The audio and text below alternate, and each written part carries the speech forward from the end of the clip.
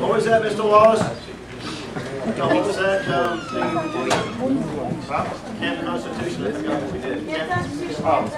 Camp Constitution. Hands up. Hands up!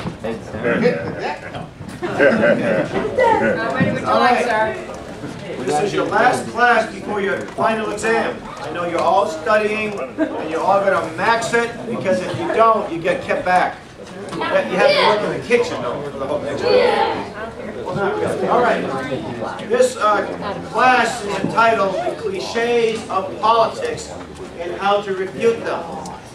So we have to ask a question, because some of you may not know what's a cliche. That looks like clique, doesn't it? All right. And this topic comes out of a book that was published by the Foundation for Economic Education back in the early 60s. It was actually a series of one-pagers. And then I think in the mid-90s, the same organization renamed it the Cliches of Politics. And this book is available. I was going to buy a whole bunch of them, but they're like 15 bucks a piece, so they're in demand. It's excellent. These are excellent books, and I highly recommend them. We do not have any at the table, unfortunately. You see here the wolves in sheep's clothing, right? Familiar with that concept, right? You all know what that means? A wolf in sheep's clothing. You know, what looks like a calm and peaceful.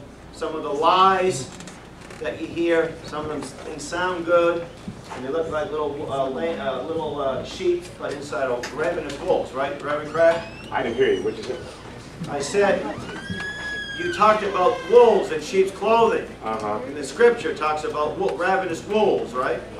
Yeah. Okay. So, what is a cliche? It looks like a clique, doesn't it? We know what a clique is in school. You know, like a small group of people that sort of keep on to themselves. But this is cliche. It's probably French. Okay? We hear cliches all the time. If you like sports, sometimes you hear the sports announcers say, "He came to play." Well, what other reason why he'd be in the game? To sit in the bench and sell hot dogs? No. Of course he came to play, right? It's a whole new ball game. That was just huge. It's a nail-biter. Gut check time. The clock is their enemy. You can't teach that. That was a textbook play, and many others we hear all the time. And to define a cliche, it's just something that's used so often that people don't usually consider its source, or even if it's true or false. Okay? So sometimes it's worn out, a worn out expression that's lost its meaning. But political cliches, by the way, that's Newt Gingrich. Newt Gingrich, in my opinion, and the opinion of, I would say, all of the staffers here, is a very dangerous man. He is a wolf in sheep's clothing. Or perhaps a wolf in wolf's clothing. All right? There are a lot of people like that may sound like he's on our side or she's on our side. Look at their track record. Look and see what they've done in the past. If they repented, that's one thing. This man hasn't. Okay? NAFTA, remember we talked about NAFTA a little bit earlier? I think we did anyway. 2 million jobs were lost because of that man. He made it happen. And you hear him talk about, oh, we have to get back the industrial base of our country. He made it happen. And I corralled him about 3 years ago in New Orleans. I was at an information table. He walked by, very politely, challenged him. He said, don't worry, there won't be a North American Union. And he put the information, he wouldn't even take the information I gave. He happens to be a member of the Council on Foreign Relations, too. And we know a little bit about that group, too. Okay?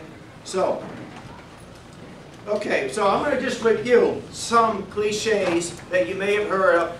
And the idea is to give you sort of a way to respond, right? What does the Bible say about always be prepared to give a defense for what you believe? Okay? Whether it be theological things or political. And we believe that God is the source of all truth, whether it's a political truth or it's a moral absolute. You can't fight City Hall. What does that mean? Anybody have any idea what that means? Have we all heard that? What does that mean? City Hall doesn't want you to believe that you can fight them. Right, so City Hall, City Council, the mayor passes an ordinance that makes it miserable for you to exist. And you say, oh, this is ridiculous. People say, yeah, but you can't fight City Hall. Isn't that a wonderful thing for people who love big government to say? Because they don't want you to fight City Hall. But you know what? We were in Lexington, weren't we? Uh-huh. They fought City Hall, didn't they? Amen. They fought City Hall, right? They didn't believe these cliches. How do you fight? So, first off, we are City Hall, aren't we? When they say you can't fight City Hall, they're saying that this government, we call City Hall, whether it be state government or local government or county government or national government, it's not really, doesn't belong to us. They're a separate entity and they can oppress us anytime they want and you can't fight it. That's what they mean by that. Well, if I was a dictator, I would say, yeah, let's throw that one out there. All the schools, let's talk about that one, because less resistance, less opposition to the tyranny. You can fight City Hall, and history is made by people who do. Amen. Okay? So don't believe this lie, you can't fight City Hall. And I don't necessarily mean going down there doing physical fighting. Okay? In Boston, where I live, about 4 years ago, I'm coming out of a courtroom. I wasn't arrested or anything. I was doing jury duty, so I just wanted to put you at ease on that one. At least that time. At least that time. Yeah, you don't see the bracelet on my ankle, do you? I saw the flag of Communist China in front of City Hall Plaza. Okay, there must be lots of people out here protesting against this flag, right? No protest. I thought, this is crazy. The following year, there was a few of us out. Just a handful. The following year later, there was a lot more. We've been making allies, trying to expose what's going on. And City Hall isn't raising the flag, but they are promoting it. And they're passing resolutions honoring the most bloody revolution in the history of mankind. Right? So we're putting pressure on them. And the goal is for them, at least, if they're going to raise the flag, not to endorse it and to bring controversy. And I'm convinced that within maybe a few years, they'll stop doing it. Okay?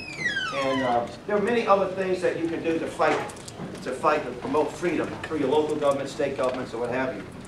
The North American Union, that was a done deal, right? George Bush gets on, he speaks, this would be the younger Bush. It's going to happen by 2007. We're going to have an integration of Canada and Mexico and the United States. Has it happened yet? Nope. Why? Because we fought City Hall. And so far we've been winning on this one. We were told last year, I gave a talk on the Constitutional Convention, the new one, not the original one, but the plans for a new one. And this one group said, we're making history in January of 2011. It's going to happen. We're going to have a new constitution. We're going to have a convention. Have we had a convention? No. People in New Jersey, I think Reverend Kraft was involved in this. That resolution popped up to have one. 3 days later, the state rep is apologizing. Right? And then he calls up our local coordinator, John Bridge coordinator. I've rescinded the resolution. Have him stop calling me. We fought City Hall, or in this case, State House, and we won, okay? Here's one that I didn't list here, right? But we hear things like this all the time. Get us out of the UN. That's ridiculous. That will never happen. That will never happen, right? How many times have we heard that? Well, it's going to happen. It may not happen in my lifetime, but what we've done is create an understanding about this rotten, filthy organization. Enough that they haven't been able to advance their gender as much as they want, right? So, but you can. Right? They said the Red Sox couldn't ever win a World Series, and they won 2 in 3 years, right? That was pretty amazing. Then anything's possible. Yep. Of course. I was afraid to get on the plane when I was in Ohio when they won. I thought, there's been a shift in the parameters. The universe is out of order. Okay? This is one you hear a lot, right? You can't legislate morality, right? What do they mean by that? What do they mean by that? Anybody give me an idea? You can't legislate morality. You can't make a law that makes people be good. That's right, okay? Now, let's say we pass a law against cigarette smoking tomorrow. Will people still smoke? Yep. Yeah. Sure they will. What about, they try to pass a law against drinking, selling and transporting alcoholic beverages. And that created organized crime. In my opinion, that was the whole reason for it, but that's another topic. All legislation is based on somebody's morality. Correct. Right? Correct. Now, we would all agree in this room that it's not right to treat people differently because of the color of their skin. At least I hope you all agree, right? Are there laws against that? And everybody who promoted that would say, yes, so challenge them. Is it immoral to do that? get back to that. Is it immoral? And they'll have to say yes. Oh, there's a law against it, so we should repeal that, shouldn't we? Because you just told me you couldn't legislate morality. But they have. All laws are based on someone or some people's morality. Right. No matter what that law is. Or, in some cases, immorality. Right. Right? And what they're doing in this country isn't so much legislating morality, is that rescinding laws that have put a check or restraint on some. Okay? But you know what we said over the course of the week? The Constitution is for religious people only. That's what John Adams said. He must have known a little bit about it because he knew he wasn't at the convention, but he was pretty much, he wrote the Massachusetts Constitution and they pretty much copied that. Okay? So he knew what he was talking about. So all laws are based on someone's morality, okay, or immorality. So don't believe that lie that you can't legislate morality.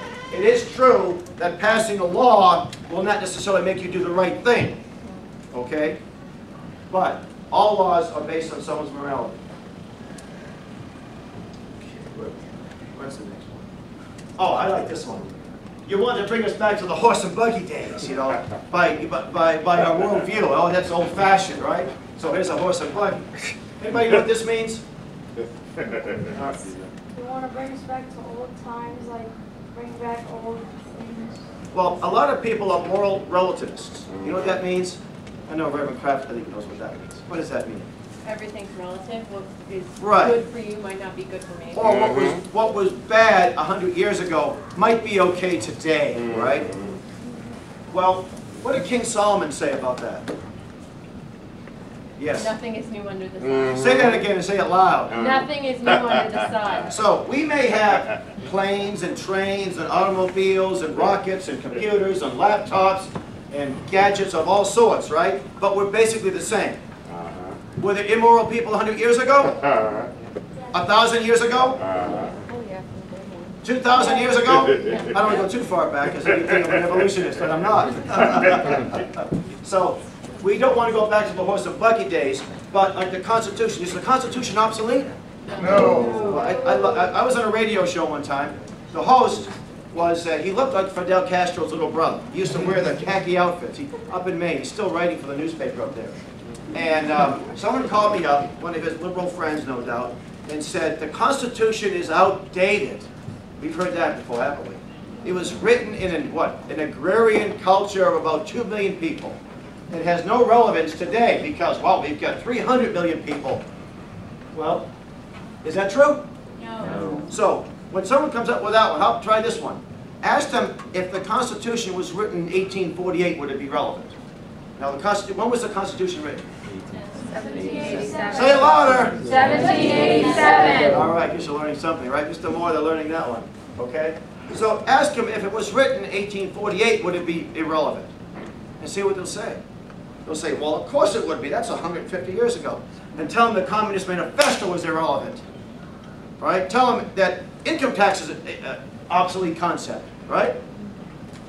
Tell them that public schools are obsolete concepts. Where's Mr. Blumenthal? Is he still here? No. You know our public school system is based on a Prussian model going back to the 1830s? Yeah. So if you say that the Constitution's obsolete, wouldn't public schools be obsolete using that same line of reasoning? Right? So don't believe that. The Constitution is not obsolete. And in fact, it talks about protecting patents, right? They knew they were going to invent things. So they protected the invention. So you can invent a computer, you can protect that patent. The Constitution allows that. It has nothing to do with inventions or populations. It deals with human beings. And we don't change much. And King Solomon said that. He was the wisest man that ever lived. So don't buy this, oh, you want to bring us back to the horsey buggy days, or the leave it to beaver era and all this nonsense. Okay? That would be cool. Just want to let you know, if you press F5, you can put that on full screen. What's that? If you press F5, you can put it on Oh, full that's screen. what I should do then, huh? Let's see. Or just click slideshow. I just take it down. Yeah. And then go back to I knew that. I already covered this one. See, I'm ahead of myself. But you see, Time magazine, Time, what's the other one? Newspeak. This magazine is not your friend. Right. They will have feature articles denouncing Christianity, promoting all the opposites that we promote. This came out recently. The U.S. Constitution is obsolete. Does it still matter? It matters to us, right? And if you love freedom, it better matter to you if you love freedom. Right. It matters. And these people know nothing about it. Oh, getting back to this talk show. So here's this fellow calls in, and he said to me the Constitution was obsolete, blah, blah, blah. I said, all right, let's accept your premise. What do we get rid of first? What amendment should we throw out? He said, what about the Fourth Amendment? What's that one to do? Right to privacy. Illegal search and seizure. I said, we should throw that one out because you just told me it was obsolete. 1789, right? 88 was written a little bit after the Constitution. You said, you want to get rid of that one? No. Well, I said, how about the Eighth Amendment? Which one is that? I said, you know, they used to draw and quarter people. Pretty nasty punishment. And then you were still alive, and then they would hang you and cut you down and chop your head off. Yeah. Somebody got assassinated in Afghanistan. That's right. Karzai's brother-in-law. His bodyguard shot the assassin, Yeah. and then hung his body above a light pole on a prominent street corner. Well, we don't do that in our country. We haven't done that for a long time. So should we go back to that? Because this guy said it was obsolete. And I went over a few more. And I said, sir, the problem is you are a victim of cliches. You never thought anything out. It sounded good. Your professor told you this in your college, and you didn't challenge him. And I said, what are you going to replace it with, too? It's obsolete? Okay, what do you replace it with? Well, we don't know, but it's obsolete. You know? It's not obsolete. And this is a lying rag of a magazine. Oh, there are jobs Americans just won't do. Well, who dug the Erie Canal? You know, they didn't have illegal aliens from Mexico do that, right? I travel a lot in rural areas, you know, and usually I might see local people working on the farms. I might go to a restaurant and I see like a four or five generation business, and I'll ask the people, oh, I've been working here since I was a teenager. My mom worked here, and so forth. Now, why won't Americans do some jobs? Why is that? I'll tell you why. And Mr. Wyatt brought it up a few days ago. It's the high price of regulations. You see, if you're here legally, you have to pay workman's comp, Social Security. The employer has to do all these things. He has to pay you a wage that the government makes you pay. They don't know about this guy's profit margin, but you have to pay him at least so many dollars an hour. You have to have this, and that, and then you have to have health care. So they say we're just going to hire the migrant workers or the illegal aliens. Get government out of the way, and you're going to find all kinds of people working these jobs that Americans won't do. So that's another lie and another cliche, okay, that we hear all the time, and it just isn't so. Again, the free market will work. And if you had the free market, you know, when I was a teenager, I had a job. I used to have my own job. I sold stuff at flea markets. And there weren't many jobs. There was a mini recession or recession in the mid-'70s. If somebody said to me, Hal, you want to sign on and pick apples in the apple orchards in central Massachusetts for a month or two? I would have said, are you kidding me? I'd love to do that. That'd be a great job to do. No one ever asked me. They go to Jamaica and get guys from Jamaica. Now, I'm not against getting people from Jamaica, but I would have done the job. And I would have worked pretty darn hard, see? How many of you would work in the farm? How many see? Yeah. If you had, well, some of you already do. But if you had a chance to do hard work, would you do it? Yeah, it's a great experience, isn't it? Right? I worked on an orchard, you got paid by the pound. You work fast. Yeah. Would you dig potatoes? Why not? Yeah. Sure you would. So we'll have a Camp Constitution labor pool. We'll have all the contractors come up and hire us for the day, you know. What? That's right. We can't deport 20 million people. You hear this a lot too. We're talking about those who come here illegally, all right? They break our law. Every sovereign nation has the right to protect its borders, doesn't it? And Mrs. Whalen will be talking about that tomorrow because she was one of the Minutemen participants in the Mexican border. In fact, most nations have very strict laws against illegal immigration. Some countries, you're shot if you sneak across. Mexico will shoot those people coming across the southern border. Okay? They've done that. In North Korea, you're considered an enemy spy. So, pretty strict punishment, okay? Well, there's a great response to that. We can't deport 20 million people. Well, the president of Mexico did. That's why they're here. So what's the response to this? Most of these people would deport themselves if they didn't have a claimant that supported illegal immigration. For example, if men like Brad Wyatt, they don't hire illegals because it's wrong for me to hire you. The business people didn't hire them, and communities started saying, look, we're not going to put, and some have. Hazleton, Pennsylvania, said we're going to pass law. Arizona, Arkansas, and other states, they leave, and they come to areas where they're welcome, like Boston, and Connecticut, and many other places, right? But they will deport themselves if they can't work up here, they can't get free benefits, they're going to make their way, they're going to find their way back to Mexico, okay? And you know that, these folks too, by the way, are being used by the New World Order people. Right. They are cannon fodder for the New World Order. Right. You think George Bush cares about the illegal aliens? I don't think. You think Obama cares about them? He only cares about them to the extent how they will promote their agenda. Right. Their votes. And you know what, you told me, we have any people, we have a few people, Hispanics, Portuguese background. If I had to appeal to the criminal element in your particular group, wouldn't that be offensive to you? Well, the only way I'm going to get your vote is if I support law breaking, right? What would you say to me? The only way I'm going to get your vote, if I'm running for office, is to support the law breaking element of your community. What are you going to tell me? Would you vote for me? No. I hope not. I hope not. You should say I'm a racist because my people are law-abiding. Most of my people would never break the law. They come here legally. They do what's right. That's the way I was raised. So it's a slap in the face of the Hispanic people who work hard and come here. And there are some, I had a roommate in the Army. He was the most patriotic American I knew at the time. Okay? I just throw another cliche out there. Technically, it's not illegal to be illegal.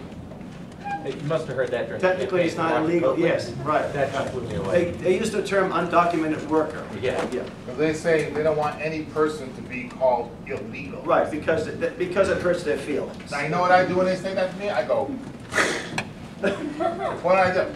Did I break a law? And they'll hem and they'll haw, and I'll say, okay, now I just walked over to your car, and your mother's in And there. you stole it. Well, What did I do? When am I going to be illegal? I had a fellow come up to me at the information table of the Cheshire Fair not too long ago, last year. It was shortly after camp last year. He was a Caucasian person living in a lily-white town of Richmond, New Hampshire. You know, he probably only sees black people when he's in Boston. And he called me a racist because I was against illegal immigration. And I said, oh, well, how many are you housing presently in your home? You've got about 5,000 square miles. And I told him that we just recently moved because we had to move in with my mother-in-law to take care of her, but my neighborhood was predominantly black and Hispanic.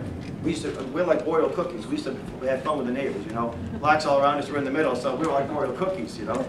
And we didn't want to leave our neighborhood. You know, our neighbors said, oh, we don't want you to move out. We don't want to move out either. We'd leave the keys with our neighbor, our black neighbor, Hispanic neighbor, see, because we loved each other, we trusted each other, okay? So I said to him that you live in a lily white neighborhood and you call me a racist, right? And I said, how many illegals would you want to move into Richmond? And he said, oh, it wouldn't matter to me. So what if 10,000 moved into your neighborhood? Would it make a difference? He was a libertarian, and while we agree with a lot of their principles, sometimes you got to think out the philosophy till it's so I said, if you were recruiting socialists to libertarians, 25 or 1,000 a day wouldn't be a problem, but they're not. You see. So I said they're going to move into your town and take it over. At the ballot box, you'll have absolutely no rights, and it will be a miserable place to live. So. And you will pay.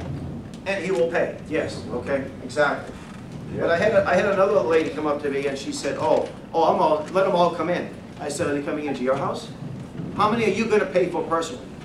Because at one time, when people came in legally, they had someone who's going to take care of them, someone who's going to provide. If they didn't have a job, they'll have a place to live at their expense, at someone's, but the government, except the government's expense. Now they come in, and they're getting food stamps, they're getting welfare, they're getting all kinds of benefits. They're getting housing. Sure, I'll come in too if I was getting all these things free, right? And who's paying for it? All of you are paying. All of you. You know what I tell you some of these people, you should put a big kick me sign in the back when you walk around because that's what you want, you know. You want people to kick you all the time. And one fellow that's a city councilor. Now, we never suggest that you go out of your way to be combative. We have to win people over. There are times to be combative, there are times not to be. And peaceful as doves, as wise as serpents. Yes. Well, I've got a city councilor in Boston that I'm pretty friendly with. He used to work for Ted Kennedy, so it shows you where he's coming philosophically. But he's a decent guy, nice family man, and all for. I said he'd be a great neighbor, but I wish he was not city council because you don't know anything about freedom. And he's in favor of illegal immigration. And he is of he's ethnically Italian. And I said, you know something? You got elected not by illegal aliens. It's the people in Hyde Park who put you there. They're law-abiding people. 2 of your constituents were just recently murdered by illegal aliens. And they may have voted for you, you see. I said, if you took a stand for the right thing, the mayor will not back you, but you will get support all over the country. You'll be out, but you do it for the right reason, not just to get celebrityhood. And he's being groomed to be the mayor, so he's not going to touch it. Okay, he'll nod his head and say, "Yeah, I know what you're coming from." You see, so that's because we have to put moral people in office. Yes. Or the immoral people will do what's wrong all of the time. Right. Okay. Right. And I don't like the idea that they'll do the right thing because they think they have to. Because they will stab you in the back at the first chance they think it's a problem. Okay. Healthcare is a right. Who said, who believes healthcare is a right? Who has a copy of the, no, I don't want you to say, I don't think healthcare is a right because Mr. Shurtleff said it wasn't. That's not going to win a debate, right? Why isn't it a right? Yeah. It's not in the Constitution. It's what? It's not in the Constitution. Oh, sure it is. Article 1, Section 8. I'm being a little facetious here, right? It's not in the Constitution. Oh, how about the General Welfare Clause? How about that? That's what they tell you. General Welfare. Who has a Constitution? Huh? The General Welfare Clause. That's what they tell us. Oh, sure. What is that supposed to mean? The General Welfare Clause, and then they said, and all of these things will lead to happiness and welfare. Welfare doesn't mean handouts, by the way. That's another word that was twisted and turned, like the word gay. It used to be carefree and happy. Doesn't mean that anymore, okay? So is healthcare all right? Well, there was a movie Denzel Washington played. It was a fictional movie. It was an interesting drama, a little bit far-fetched. His boy required some radical surgery, and he sold everything. Eventually held, I think, went to a bank and held everybody hostage, right? And the hostages ended up supporting him. Well, did you know, ever heard of the Shriners burns? Ever heard of the Shriners? If you get a serious burn, they will fly you anywhere in the country, I think anywhere in the world, to their hospital and take care of everything. If your parents will put you up in a hotel and they'll pay everything, right? They didn't tell you that in this movie, right? There are so many foundations that do good things to help sick people who need it. Now, there are some people that fall through the cracks. And every time I'm driving by, I see a fundraiser for a certain person who needs an operation. We are the most generous people in the world, folks. Right. We give far in proportion to our population. Billions of dollars. Other nations aren't so generous. I mean, when Haiti had an earthquake, who's the first people to respond? America. And what kind of people? Usually the Christian churches, Right. right? What about here's the flood here. They had a flood in New Orleans, right? What, 5 or 6 years ago? There are a lot of people into varsity down there, right? They didn't need the UN to come down there. Yes, UN. They didn't need to have the Mexican government come in. They had some Mexican soldiers there, right? It was Karl Malone, the basketball player. He's a contractor. I guess he has a lot of trucks. He dispatched trucks out there to help them. And it was the government said, we don't want your help. The government said, get out of here. We'll take care of it. We'll take care of this mess. The government didn't have the sense to get the school buses out of the parking lots and put people in them and drive out of New Orleans, right? But the private sector could take care of that. There's a group called Doctors Without Borders. It's a French-based group. They will provide medical coverage in the most worst conditions in the world. You see any Muslim nations doing that? You see any communist nations doing that? The communist nations are the ones that are causing all the casualties. See? We are the most generous people in the history of the world. And we've always taken care. You go to the emergency room, and they're going to take care of you, okay? And by the way, there's one of these inner city myths that the man who was a black doctor who does the transfusion process, and they said that he got hurt and went to a hospital because he was black, he was denied admission. That's a lie. That never happened. That never happened. But you see, you got to challenge things. Because it could have happened, but you challenge it, you look into the research, it never happened. A lot of bad things have happened, but that one is a lie. So is healthcare a right? No. Do we, as moral people and Christians, should help those less fortunate? Do we have an obligation? Yeah. Do we have a biblical mandate to do that? Right. Do we have a government mandate to do that? No. No. That's the difference. So that's your best line of defense there, right? And by the way, when you see single payer, oh, that sounds good. Single payer. That means I'm paying. No. It means the government has taken over the entire medical industry. And what happens when they do that? Well, let's see. Let's see. Reverend Kraft, you've been a good comrade for all these years. You've been a good worker. But now you're in your mid-60s, and you require some serious operations. Uh-oh. It doesn't justify. We love you, Uh-oh. but you know what? You're just going to have to go home and be a good American and drop dead at home. I ain't going for it. Okay, that's Hillary. And be quiet, too. Okay? You really ain't going right. Or what if you were born with Down syndrome? Right? Death count. Right? Should you be provided for? Well, you know, the poor guy. You know, Down syndrome children are probably the sweetest and most gentle people. Most of us know people with Downs. You know what Down syndrome person has an IQ about 50, right? 50, 55. What's the average IQ for average person? 95? For the sake of 40 points, they want us to abort these people. For 40 points, we have to abort 40 these so-called IQ points. What's God's IQ? Reverend Kraft, what's his IQ? What's God's IQ? You can't, it's immeasurable, right? So, to God, do we have a lower IQ than God? Yeah, I think so. Why doesn't he wipe us out? Like these people want to kill a Down syndrome You people, shall be right? as God. That's right. No, it's Oh, good. by the way, we had a talk last year. I should have mentioned this the first day of camp. It was a dear friend of mine, and a friend of many people in the room, Dr. Mildred Jefferson. She gave a talk. Yes. Most of you know she passed away. Yes, And we miss her dearly, and she was a powerful force for good in the world, and her legacy continues. I just wanted to mention that. And she'll be very happy to know that most of you have, not all of you have embraced this notion that it's not a right. Okay? It's an obligation, yes. Another reason why healthcare is not a right is you'd be taking from your fellow man. You'd be That's taking right. from your neighbors for your healthcare. Right, You might so- not have any health problems, but you would, and they'd be paying for it. Just And like another thing too, let's say that this fellow here he plays on the subways of Queens, runs at the third rail, right? Smokes, drinks, does a lot of things that are risky. But this young man here eats well, he lives in the country, exercises, eats the right food, doesn't do anything crazy and stupid, right? Who's more apt to get hurt? Okay. And who's going to have to pay for it? Yeah. So he's punished for his bad behavior. If you smoke, or you engage in things that abuse your body, right? And now I'm going to abuse my body, then I'm going to expect you folks to take care of me when I get sick and require me. I'm sorry, it doesn't work that way. Yeah, but it's not my fault I'm abusing my body. They told me in San Francisco that pot's legal. It's genetic, right? Oh. Here, this one, it's not on my cliches here, but it says that you were born that way. All right, well, we do have a sin nature. So in essence, they are correct. That we all have a sin nature. So we're born with a sin nature. Right. But we're not born to be a homosexual or a rapist or a murderer. Right. And by the way, when was the last time you saw adulterers march in the parade? We're Right. proud to be adulterers. Wonderful. We're proud to be adulterers. Wonderful. It's in my genes. It's in my genes. Yeah. Hey, Hal, don't give many ideas.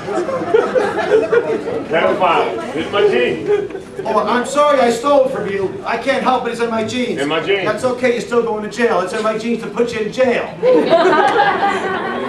Yeah. Madness. That's what you call it. That's It's what it's madness. madness. We laugh at it, and it's funny, but unfortunately, it's happening.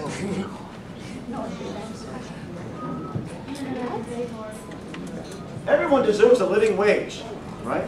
So what does that mean? First off, what's a living wage? Now, we know Reverend Kraft has a yacht. He has a big limousine. Living wage. Look at the clothes, are all tailor-made. So what's his living wage? $500,000, right? So, how about you? Yeah, probably not so much, maybe. So what's a living wage? Who determines a living wage?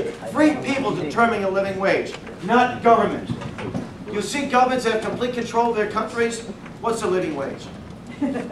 Communist China, right? Peru. All right. Not only that, but you die a lot. The life expectancy in these countries is very, very low indeed.